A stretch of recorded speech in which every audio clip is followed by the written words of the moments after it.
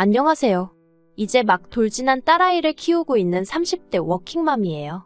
이렇게 모르는 사람들한테 제 이야기를 해본 적이 없어서 어떻게 시작해야 할지 모르겠는데 두서가 없더라도 이해해주세요. 지난 결혼 생활은 녹록지만은 않았습니다. 특히나 시댁 식구들의 무신경한 말투와 째째한 남편 때문에 많이 힘들었어요. 하지만 어리석게도 저는 남편이 아빠가 된다면 사람이 달라질 줄 알았거든요. 그래서 아이까지 낳았지요. 하지만 집버릇 개 못 준다더니 그래서 이혼을 결심하게 되었습니다. 지금은 죽일 만큼 미운 남편이지만 처음 지인에게 소개를 받았을 때는 믿음직스러운 사람이라고 생각했어요. 친정아버지가 워낙에 우유부단하신 분이었고 그로 인해 친정어머니가 고생을 많이 하셨거든요. 그래서 저는 꼭 저를 이끌어줄 수 있는 남자를 만나고 싶었는데 연애 내내 남편이 보인 모습이 그랬습니다. 데이트라도 하게 되면 이거 하자 저거 하자며 먼저 나서서 분위기를 주도했고 저에게 무슨 고민거리라도 있어서 털어놓으면 이렇게 해라 저렇게 해라라며 해결책을 제시해주곤 했는데 그게 그때는 다 맞는 말처럼 들릴 만큼 의지가 되었답니다. 그래서 남편이 만난 지 6개월 만에 결혼하자고 했을 때도 먼저 말해주니 좋았고 남편의 선택대로 따라가면 될 줄 알았어요. 하지만 막상 결혼을 해보니 남편은 리더십이 있다기보다는 독단적이었습니다. 특히나 돈 문제에 있어서는 제가 남편보다 월급이 같으면 같았지 단 한 번 10,000원이라도 덜 벌어온 적이 없었는데요. 그런데도 자기가 경제권을 쥐고는 저한테 생활비를 타쓰게 했어요. 그런데 이게 웬걸 결제할 때마다 남편한테 문자가 가면 전화를 해와서는 그걸 왜 했냐 저걸 왜 사냐 어찌나 따져대고 사람한테 책임을 물어대는지 제가 그렇다고 무슨 명품을 사고 유기농을 사 먹고 그러는 것도 아니었는데 말이지요. 심지어 한 번은 친구들을 만나서 스파게티를 먹었는데 비싼 것도 아니고 한 접시에 15,000원짜리였거든요. 그런데 그걸 가지고 스파게티 한 그릇의 원가가 얼만지 아냐? 너는 상술에 놀아난 거라며 어찌나 사람을 깔아뭉개던지. 그래서 남편하고 막말로 박터지게 싸우고 각자 월급은 각자 관리하기로 했습니다. 지금 생각해보면 이때 그냥 이혼했어야 하는데 그때만 하더라도 제가 남자를 잘못 골랐고 섣부르게 결혼을 결심했다는 걸 인정하고 싶지 않았던 것 같아요. 그래도 다행이라고 해야 할지 월급을 각자 관리하기 시작한 이후로는 좀 숨통이 트이는 기분이었어요. 그런데 남편은 아니었던 모양입니다. 그 일이 있고 얼마 지나지 않아서 남편이 다니던 회사에 대대적으로 구조조정의 바람이 불고 있단 이야기가 들려왔어요.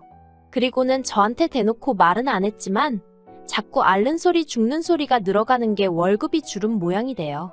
저희는 월급을 각자 관리하면서 생활비도 똑같이 각출해서 썼었는데 언젠가부터 한다는 소리가 자기는 회사에서 저녁 해결하고 올 때도 있는데 왜 식비를 똑같이 내야 되냐 하질 않나?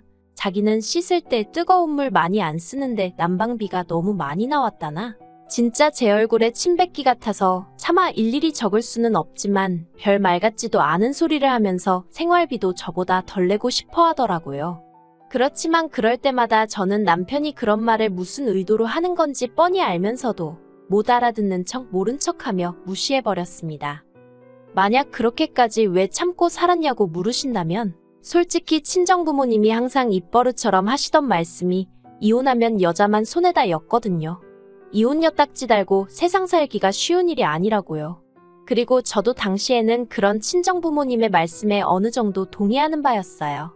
지금도 연예인 부부가 이혼하면 여자 연예인은 이혼녀로 낙인 찍고 다시 연애라도 하면 무슨 큰일 난 것처럼 이야기를 하지만 남자 연예인이 누굴 만난다고 하면 능력 있네 어쩌네 그렇게 띄워주잖아요. 예쁘고 돈 잘 버는 연예인한테도 그렇게 잣대가 엄격한데 하물며 일반인인 제가 이혼녀 딱지를 달고 세상 살기가 쉬울지 상상이 가질 않았지요. 그래서 이혼을 생각하는 대신 남편을 개조해야겠다고 생각했습니다. 제가 잘 가르쳐서 데리고 살 만한 인간으로 탈바꿈시켜야겠다고요. 그리고 그때 친한 친구가 자기 남편도 매번 회식이다 뭐다 귀가가 늦었는데 애가 생긴 이후로는 사람이 달라졌다고 하대요. 그래서 저도 아이를 가졌어요. 산후조리원에서 돌아온 이후로 육아휴직을 쓰다가 복귀를 하게 되면서 친정어머니의 손을 빌리게 되었습니다. 원래는 시터를 쓰려고 했는데 여러 가지 불미스러운 뉴스들을 접하고 나니까 솔직히 아무리 전문가라고 하는 사람들이라고 해도 믿고 맡기기가 쉽지 않더라고요. 그래서 친정어머니께 부탁을 드렸네요. 그런데 아무리 외할머니라고 해도 솔직히 하루 종일 아기랑 시간을 보내는 게 쉬운 일은 아니잖아요. 친정어머니도 당신 나름대로 시간을 보내시던 일정도 있으셨을 테고요. 그래서 처음부터 한 달에 200 정도는 챙겨드릴 생각이었어요. 왜냐하면 제가 알아본 시터들 중 경력이 거의 전무한 사람들도 200은 불렀거든요.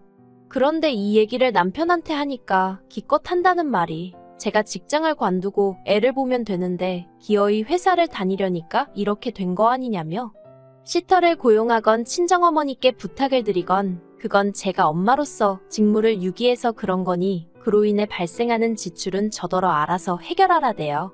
어이가 없어서 애는 나 혼자 만들었냐고 물었습니다. 당신도 애 아빠니까 당연히 절반은 내야 되는 거 아니냐고요. 하지만 남편은 육아는 남자의 영역이 아니라는 헛소리나 해대면서 죽어도 못 낸답니다. 황당하고 어이없고 치사하고 그래서 그래 해보자라는 생각에 남편에게 알겠다고 했네요. 그리고는 월급을 각자 관리하는 수준에서 벗어나 완전히 친정은 친정대로 시댁은 시댁대로 그렇게 챙기며 살게 되었지요. 한편 신우는 처음으로 자취를 시작했습니다. 시집갈 때까지 부모님 옆에 딱 붙어 살 거라더니 어쩐 일로 혼자 살기로 했다대요. 그래서 그러냐 하고 말려다가 그래도 또 신우랑 사이가 특별히 나쁜 것도 아니었고 집들이 한다고 오라고 하니까 빈손으로 가기도 뭐해서 요새 자취생들 사이에 유행한다는 커피 머신을 선물해줬어요. 그랬더니 관계 있어서 그런가 며칠 뒤 남편이 저한테 10만원짜리 상품권을 하나 주면서 장모님 갖다 드려 그러는 거예요. 백화점 상품권인가 하고 봤더니 그건 아니고 어디 전통시장 상품권이더라고요. 이걸 어디서 쓰나 싶긴 했지만 그래도 남편이 정말 모처럼 저희 친정어머니한테 선물하는 거였거든요. 그래서 난처한 기색은 내비치지 않고 알겠다고 고맙다고 했습니다. 그런데 친정어머니도 상품권을 받으시곤 저랑 비슷한 반응을 보이셨어요. 마음은 고마운데 어디서 쓸 수 있을지나 모르겠다면서요. 그리고는 한 일주일 정도 지났을까요? 친정어머니가 갈비찜을 해주셨습니다. 저희 남편더러 사위가 준 상품권으로 이렇게 좋은 고기도 먹어본다 하시면서요. 그런데 이건 솔직히 그냥 하신 말씀이시고 저희 친정부모님 당신들이 원할 때마다 소고기 사드실 수 있는 정도의 경제적 여유 있으신 분들입니다. 아무튼 그런데 이게 웬걸 그 상품권을 가지고 유세를 떨 줄은 상상도 못했어요. 상품권 이야기가 다시 나오게 된 발단은 제가 다니는 회사에서는 매년 성과에 따라 한 사람당 100만원에서 200만원까지 복지 포인트를 주거든요. 그리고 저는 올해 130 정도를 받게 되었고요. 여담이지만 남편도 아는 복지 포인트이고 얼마를 받건 간에 매년 요긴하게 잘 써오고 있었어요. 그리고 올해는 친정에 안마의자를 놔드려야겠다고 생각하고 있었습니다. 비록 3개월 만에 재택근무 전환이 되면서 친정어머니 도움을 받지 않아도 되게 되었지만 그래도 3달 동안 친정어머니가 고생을 많이 하셨으니까요. 그런데 남편이 올해는 그 복지 포인트로 뭐 할까라고 운을 띄우더라고요. 그래서 친정부모님 댁에 안마의자 놔드릴 거야 그랬습니다. 그랬더니 그걸 왜 제 마음대로 정하냐대요. 원래는 매년 상의해서 쓰긴 했었거든요.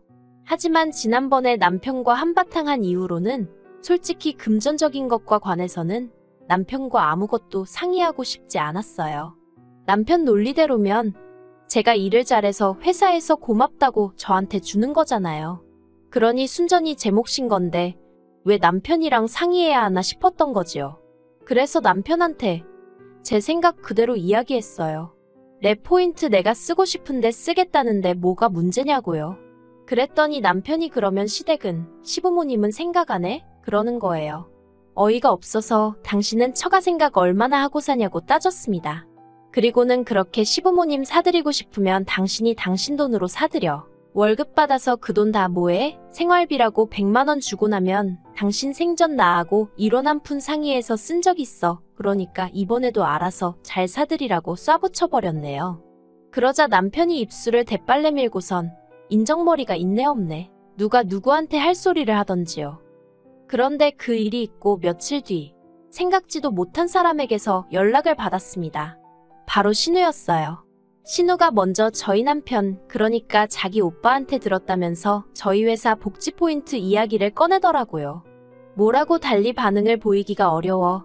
네, 맞아요. 그런 게 나와요 하고 적당히 대꾸만 하고 있었어요.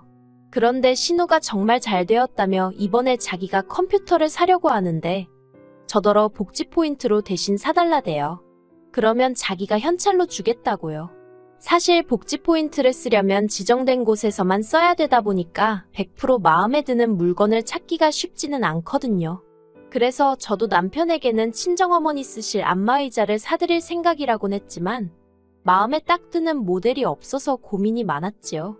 그런데 신우가 돈으로 주겠다고 하니까 솔직히 잘 됐다 싶더라고요. 그래서 바로 알겠다고 했습니다. 그런데 피는 못 속인다고 해야 되는 건지 어쩌면 남매가 그렇게 하는 짓이 똑같을 수가 있을까요? 신우와 통화를 마친 뒤 아가씨가 말한 컴퓨터. 지금 찾아보니까 150만 원 정도 한다고 알려줬어요. 그랬더니 신우가 그러면 내가 20만 원만 보내주면 되죠? 그러는 거예요. 순간 이해가 안 돼서 신우더러 그게 무슨 말이냐고 150만 원짜리라니까 웬 20만 원이냐고 물었어요. 그랬더니 또다시 신우는 복지 포인트 쓴다고 했잖아요 그러는데. 그리고는 서로 간에 몇 번 더 말이 오가고 나서야 상황 파악을 할 수 있었습니다. 남편이 정확히 뭐라고 했는지는 모르지만 신우는 제 복지 포인트에 자기 돈 조금만 보태면 컴퓨터를 살 수 있다고 생각한 모양이에요. 정말이지 떡 줄 사람은 생각도 안 하는데 남매가 나란히 김칫국이나 마시는 꼴이라니. 그리고 이 이야기가 시부모님 귀에까지 들어가면서 상황은 걷잡을 수 없이 복잡해져 갔습니다. 시부모님이 저를 불러놓고 너는 친정만 챙기냐? 시댁은 웃음냐 하시더니 왜 기분 나쁘게 차별을 하냐고 그러시는 거예요. 그러더니 당신들이 이번에 한 번만 저를 용서해 줄 테니까 대신 복지 포인트로는 신우 독립한 기념으로 선물하는 셈 치고 컴퓨터를 사주랍니다. 그러면 그냥 이번 일은 없던 일처럼 눈 감아 주시겠다나요? 어이가 없어서 제가 잘못한 일도 없는데 그게 무슨 말씀이시냐고. 그렇게는 못한다 했습니다. 그러자 하시는 말씀이 니네 엄마한테는 내 아들이 상품권도 줬다면서 그러는 거예요. 어이가 없어서 남편을 쳐다봤어요. 그랬더니 남편이 사실인데 뭘 그러냐입니다.